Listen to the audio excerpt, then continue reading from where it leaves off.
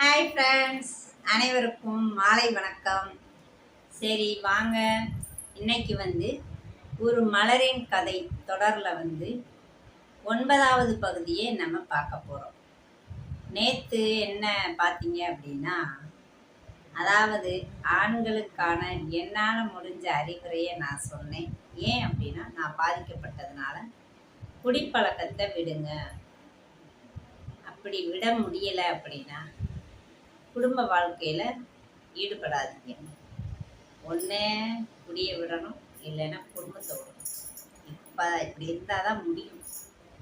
ஏன்னா குடியினால் பாதிக்கப்பட்டதில் நானும் ஒருத்தி தான். எங்கள் அப்பாவோட குடியினால் நான் நிறையவே பாதிக்கப்பட்டிருக்கேன்.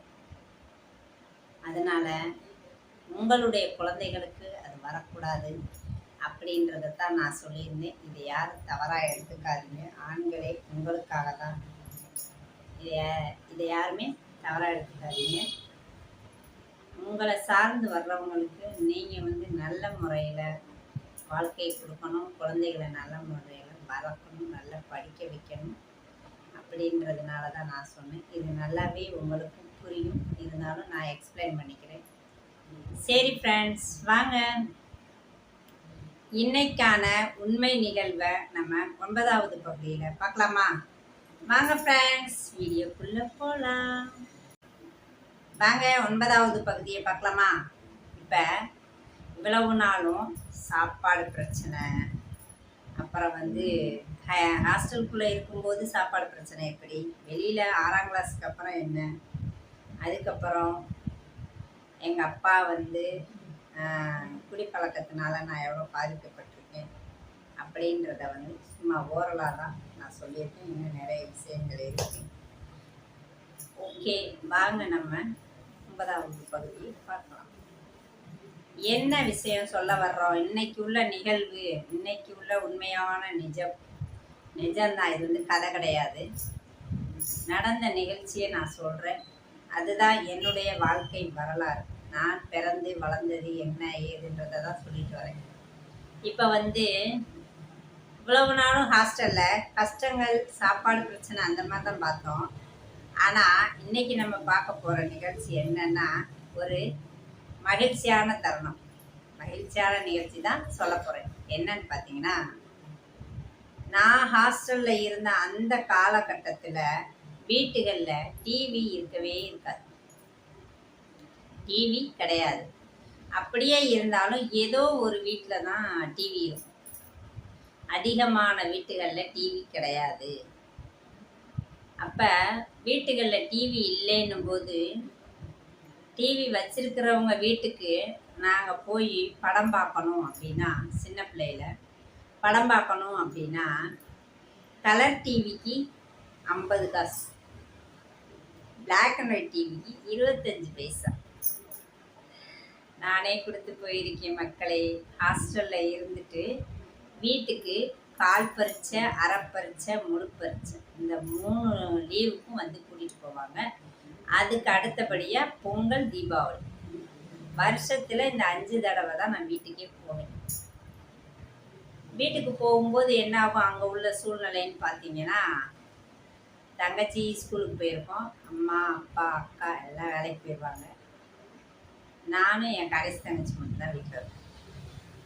டிவி கிடையாது, ரேடியோ கிடையாது, பொழுதுபோக்குக்கான விஷயங்கள் அங்கே எதுவுமே கிடையாது. அப்போ என்ன செய்ய முடியும்?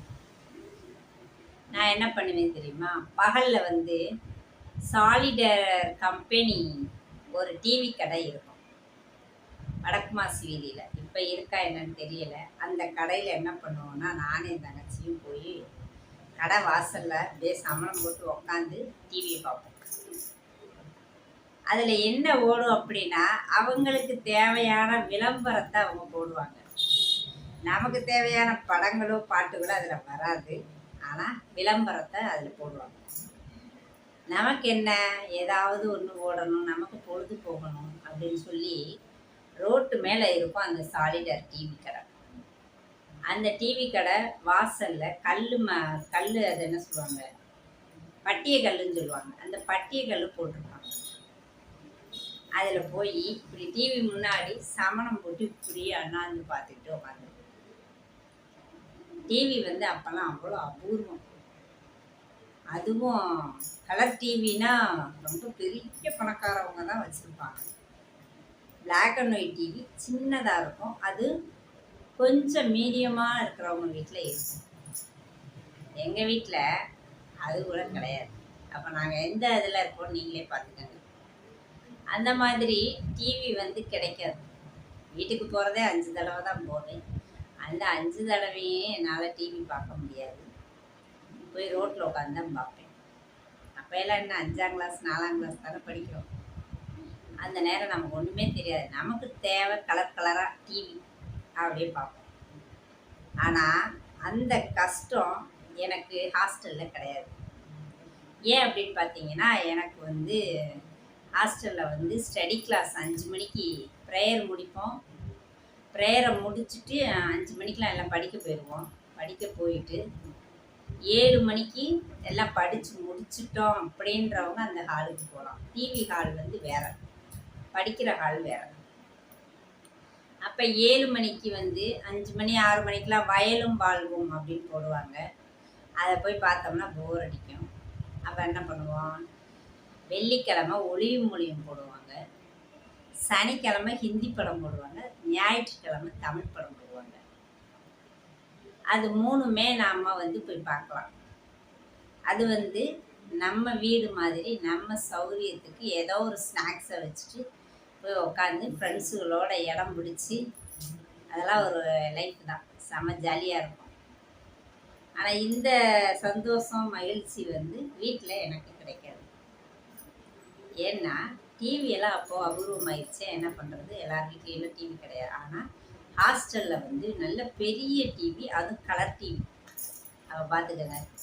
அந்த ஒரு விஷயம் ஹாஸ்டலில் எனக்கு ரொம்ப ரொம்ப ரொம்ப ரொம்ப மகிழ்ச்சியை கொடுக்குற விஷயம். 3 நாள் டிவி பார்ப்போம். ஹிந்தி வந்து சனிக்கிழமை கதை சுருக்கம் அதை சொல்லிடுவாங்க. சொன்னதுக்கப்புறம் தான் படம் போடுவாங்க. அதனால் நமக்கு வந்து ஓரளவுக்கு படம் புரிஞ்சிடும். அந்த கதையை சொல்லுவாங்க.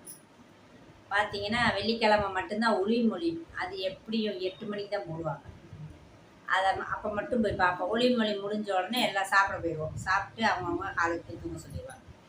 சனிக்கிழமை 6 மணிக்கு படம் போடுவாங்க. நாங்கள் 5 மணிக்கெலாம் தயாராகி உட்காந்துருவோம். ஸ்நாக்ஸோட ஃப்ரெண்டுங்க எல்லாம் செட்டாக உட்காந்து பார்த்துருவோம். அதே மாதிரி தான் ஞாயிற்றுக்கிழமை ஆனால் 4 மணிக்கெலாம் படம் போட்டுருவாங்க. அந்த நேரம் அம்மா பார்க்க வந்தாங்க அப்படின்னா நம்ம ஓடிடுவோம். அந்த நேரம் டிவி பார்க்க மாட்டோம். மற்ற இந்த 3 நாள் நல்லா பார்க்கலாம். ஆனால் மற்ற நாட்கள்லாம் வயலும் வாழ்வும் அது இதுன்னு போட்டு ஏதாவது ஒரு சீரியல் போடுவாங்க. அப்பயும் சீரியல் நிறைய வந்தது தான். இந்த அளவுக்கு அப்போ சீரியல் வராது. அந்த மாதிரி சீரியல் சின்ன சின்ன சீரியல் போடுவாங்க. அது வார்டன் வந்து பார்ப்பாங்க. +1 +2 பெரிய பொண்ணு பெரிய அக்காமாரெலாம் அந்த ஹாலில் தூங்குவாங்க, டிவி இருக்கிற ஹாலில். அதனால் அவங்க பார்ப்பாங்க. அதுக்கப்புறம் பார்த்தீங்கன்னா இந்த இப்போ பார்க்குறோமே கிரிக்கெட்டு, அந்த கிரிக்கெட் டைம் வந்துருச்சுன்னா டெய்லி கிரிக்கெட் ஓடும். கிரிக்கெட்டு எனக்கு அந்தளவுக்கு விருப்பம் இருக்காது. அதை பற்றி என்னன்னே தெரியாது. அதனால் கிரிக்கெட் பார்க்க மாட்டோம். முக்கால்வாசிலே வெளியில் தான் விளையாடுவோம். இப்போ டிவின்ற ஒரு விஷயம் எனக்கு வந்து அங்கே ரொம்ப ரொம்ப ரொம்ப ஈஸியாக கிடச்சிச்சு. நல்ல சந்தோஷமாக பார்ப்பேன். அங்கே பிளாக் அண்ட் ஒயிட் டிவி கிடையாது, கலர் டிவி. நல்லா ஜம்முன்னு உட்காந்து பார்ப்போம் ஃப்ரெண்ட்ஸ் எல்லாருமே. ஆனால் வீட்டுகளுக்கு போனால் என்னோட சேர்ந்த பிள்ளைங்களும் கஷ்டத்தில் தான் இருப்பாங்க. ஒரு சிலர் வீட்டில் தான் இருக்கும், ரொம்ப பேர் வீட்டில் எல்லாம் இருக்காது. இன்னொன்று வந்து யாருமே இல்லை அப்படின்றவங்களும் அங்கே இருப்பாங்க. லீவுக்கு கூட போக மாட்டாங்க வீட்டுக்கு. யார் வீட்டுக்கு போகிறது? அவங்களுக்கெல்லாம் யாருமே இல்லாதவங்களும் இருப்பாங்க. அவங்களாம் யார் வீட்டுக்கும் போக மாட்டாங்க.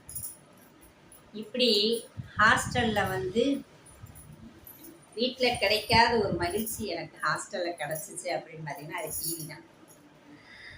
உண்மையிலே ரொம்ப மகிழ்ச்சியான விஷயம் இது. நீங்கள் எல்லாருமே யார் யார் டிவியை வந்து என்ன மாதிரி ஒரு ஏக்கத்தோட ஒரு கிடைக்காத பொருள் மாதிரி நீங்கள்லாம் பார்த்துருக்கீங்கன்றத கமெண்ட் பாக்ஸில் சொல்லுங்கள் ஃப்ரெண்ட்ஸ். ஓகேங்களா? நாளைக்கு 10வது பகுதி நம்ம பார்க்க போகிறோம். அதில் இன்னொரு உண்மை சம்பவம் நான் சொல்கிறேன். உண்மையாகவே நடந்த சம்பவங்களை சொல்கிறேன். அடுத்தது 10வது பகுதியில் பார்க்கலாமா? ஓகே, எனக்கு மாதிரி யாராருக்கெல்லாம் டிவின்றது அபூர்வம் அப்படின்னுன்றத நீங்கள் வந்து கமெண்ட் பாக்ஸில் போடுங்க ஃப்ரெண்ட்ஸ். ஓகே, நம்ம அடுத்த வீடியோவில் சந்திப்போம். வீடியோ பிடிச்சிருந்தா லைக் பண்ணுங்கள், மறக்காமல் சப்ஸ்கிரைப் பண்ணுங்கள். உங்கள் ஃபேமிலி அண்ட் ஃப்ரெண்ட்ஸ் அண்ட் ஃபேமிலிக்கு ஷேர் பண்ணுங்கள். சப்போர்ட் பண்ணுங்கள் மக்களே. பொன் தமிழ் ஸ்டோரி சேனலுக்கு சப்போர்ட் பண்ணுங்கள். மீண்டும் நம்ம அடுத்த பகுதியில் சந்திப்போம். பாய்.